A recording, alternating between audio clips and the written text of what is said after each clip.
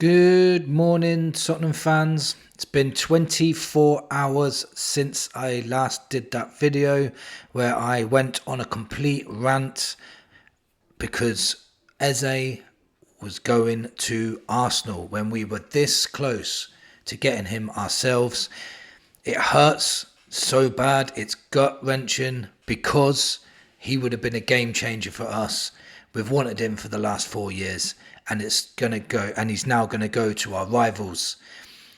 Some people were saying in my comments, why are you blaming Levy? You're deluded. Levy's done everything great for us.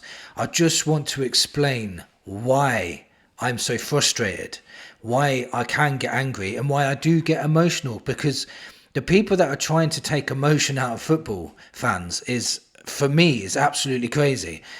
Most of the football fans are emotional. We have our ups, we have our downs.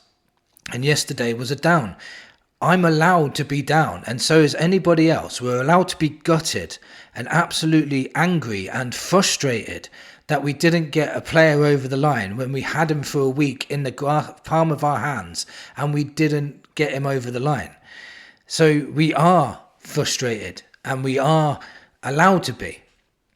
And I'll give you some reasons why us fans get annoyed with ENIC and Levy. And it's not just all Levy, it's ENIC too. ENIC are the ones that own them. So we can't just blame it all on Levy, but it's ENIC as well, just the way it's run. Okay? One of the reasons is taking so long over deals. Now we have a deal and we have a player. A player says, I want to come to you. And now all we got to do is pay. And what happens is we haggle.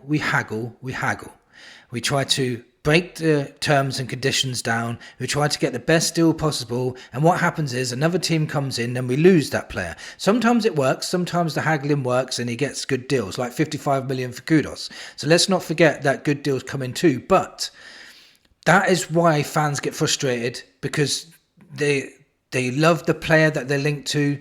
The media spin it so badly. And we all get manipulated into thinking he's coming, and then bang, we're not getting him. That can frustrate people. It really does. Second reason is the planning. Now, I get really frustrated with Tottenham's planning because we knew month or 2 months ago, a long time, at the end of the season, we knew Kulusevski was injured. So that's one of our number 10s already gone. Then we already knew Maddison was injury prone. Then 21 days ago, he did get injured. We've still not replaced him with a number 10. We tried to get Morgan Gibbs-White, and you can argue that we did try. But then we wasted 2 weeks doing that. Then another 2 weeks chasing Eze, and we got neither. There's no sure thing for Spurs. There's no like if you watch other clubs and they go in for players, it just seems to be snap up, mainly the bigger clubs, and it is easier for them. We have to give it that as well. It's easier for Liverpool or Manchester City to sign players than it is for Spurs, because players just want to go there. They have the money and they'll pay the wages. Spurs won't pay a higher wages either. Another frustrating thing. But the planning, we haven't got a number 10 going into a season. We haven't replaced Sonny. We knew a month in advance that he was leaving. It's been now 3 weeks since he's left, and we've still not replaced him either. We're now 10 days away from the transfer window ending, and we're still scrapping around to find players. We've got a game at the weekend, and we still haven't got a number 10. I just think the planning really frustrates people as well. I just think we don't get in what we need to get in. And this is not just this season. It's happened many seasons. We needed a left back last year to cover your doggy. And then we ended up having Spence, luckily, came through and done well for us. But when your doggy was injured, we only had Spence and Porro, and they had to play every game. There's always situations where we're not filling gaps that we should be filling, and you're watching other teams do it often, and it gets frustrating. Another frustrating thing is history repeating itself. The two things I just mentioned there about taking too long to do deals and planning, it happens every single summer and winter transfer windows. It happens again and again. Like this summer already, Eze and Morgan Gibbs-White didn't get done. Remember, Louise didn't get done either. when we was meant to get him in. Remember, Willian was booked for medical, didn't get him in. There's an endless list of this happening again and again, and that can add to frustrations for people like me that say this club needs to do better. So again, it's more of a frustration than a fact. We just get frustrated with the repetitiveness of failures to sign players that we need. Also, what really annoys us and what really frustrates us is you sit there and you tell us you want to win Premier Leagues and Champions Leagues, but then you haggle over a couple of million for Eze, somebody that would be a prime player for you, somebody that would make a difference for you in a Champions League. And for all you that says that believe Levy when they say we did everything we could to sign him, really? Did you? Because he is now not playing tonight for Crystal Palace because Arsenal snapped him up within 2 hours, which we took 7 days to do. 2 hours they took, and now he's not going to be playing on the Thursday. And Ornstein's already come out and said he didn't go to Spurs because Spurs were haggling over the price, and it was nothing to do with Eze playing in Europe, and it was nothing to do with Eze wanting to go to Arsenal. It was just Spurs weren't paying the money. Eze was happy to come to us. So don't sit there and tell us that you want to win Premier Leagues and Champions Leagues if you know that ENIC are not going to pump money in to help you out.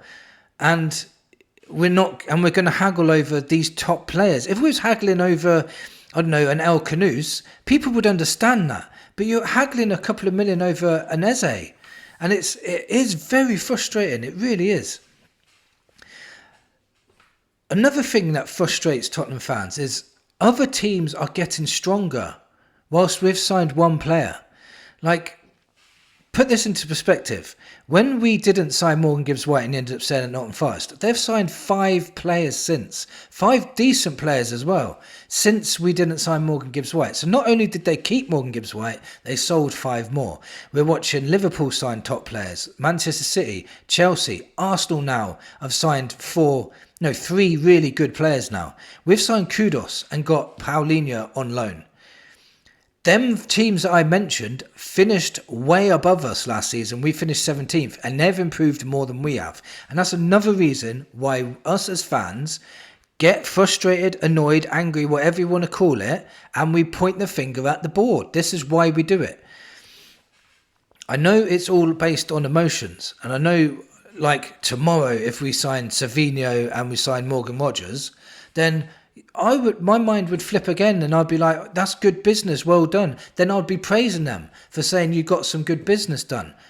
But we've got 10 days to get those 2 players in, and do you really think deep down that we would do that? If we're haggling over Eze and Aston Villa and Man City are demanding 70 million, 80 million for those players, do you think Levy's going to pay that, or ENIC?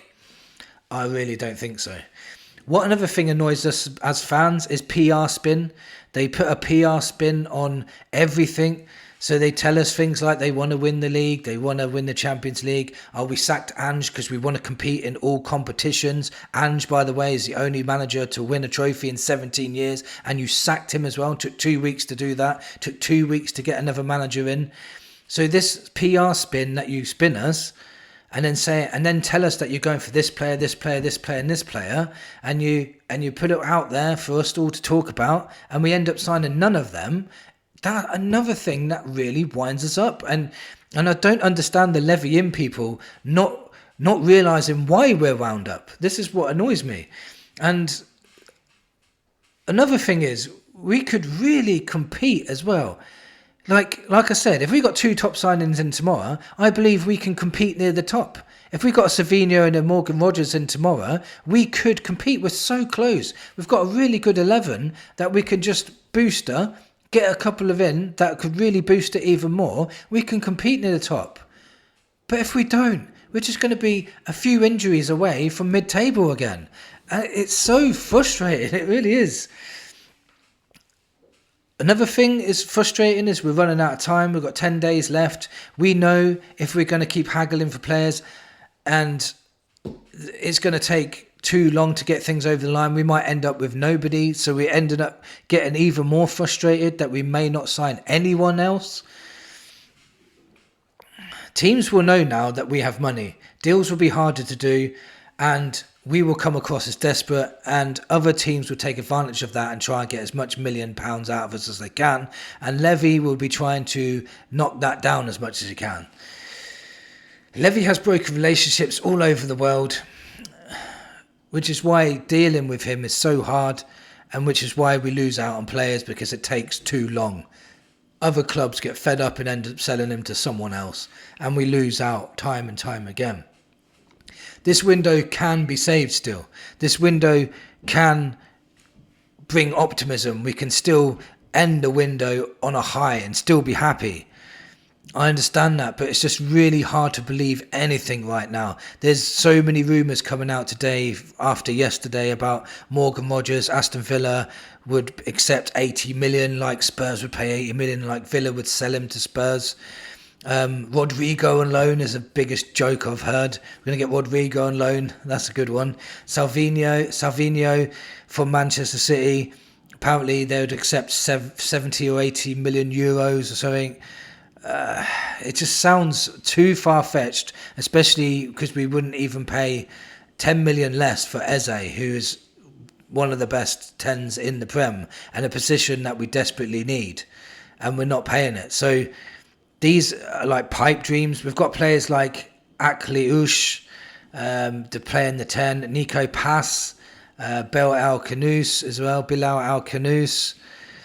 You know, these are all good players, and it won't feel as much as a buzz if we get them in, but it's not their fault, so we still have to support them. But like, you know, if we got them in, Morgan Rogers, you know, if on the left Savinho or maybe a Semenyo, if we got players of that caliber in, we would all become a lot happier again. We'd probably lay off Levy and Enoch. We'd probably, you know, concentrate on the team more, go to watch the games. But can you deep down, even you top Levy fans, can you deep down believe that we are going to get some top players in? We are probably going to end up with a Tyler Diblin, I'm telling you. And he's a talented young man, don't get me wrong. But he's a right winger for a start. We don't need a right winger. Are we just getting him in because we're desperate just to make a signing now? There's a lot to do in 10 days to appease these fans, but I'm never going to trust their planning again. I'm never going to trust that we're going to get a player over the line. Even Here We Go didn't get over the line for us. You know, we had Eze in the palm of our hands. We didn't get over the line. We came second in a one-horse race, which is ridiculous in my opinion. So these are the reasons why I'm frustrated. So, like, with all you guys telling me yesterday that why are you so harsh on Levy? You know, he's bring us up. He's got this big stadium. He's done all this for us. These are the reasons why I'm so frustrated. And if you agree with anything I've said today, let me know in the comments. If you disagree with anything I've said today, let me know in the comments. I'm happy to talk about it. Thank you for watching. Come on, you Spurs.